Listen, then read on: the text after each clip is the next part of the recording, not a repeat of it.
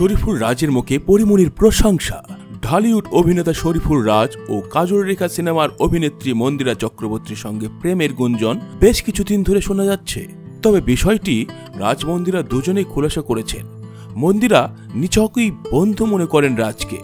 এদিকে নায়িকা পরিমণি শরীফুল রাজের সম্পর্ক সকলেরই জানা। পরিমণির সঙ্গে আলাপ, প্রেম, একসময় বিয়ের পিড়িতেও বসেন তারা।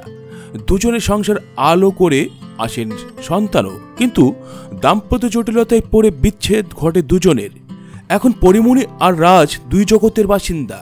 রাজ আছেন সিনেমার ব্যস্ততায়, অন্যদিকে কাজ আর দুই সন্তানকে নিয়ে সুখের সংসার পরির।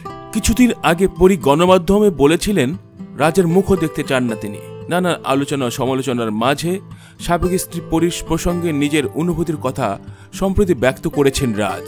গণমাধ্যমে এই অভিনেতা বলেন, অনেক মায়ের পরির কাছে থেকে অনেক কিছু শেখার আছে। ও যেভাবে আমার ছেলেকে আদর যত্ন করে তাতে রাজ্য একদিন তার মাকে নিয়ে প্রাউড ফিল করবে। আমার কাছে মনে হয় ও ঠিকঠাক ভালো একটা জায়গায় আছে।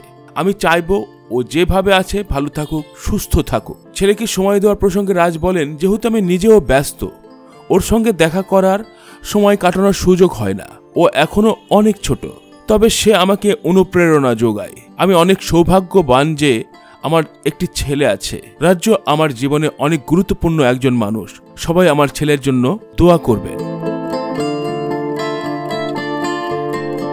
সময়ের সঠিক সংবাদ সবার আগে পেতে থাকুন বাংলার সময়ের সাথে।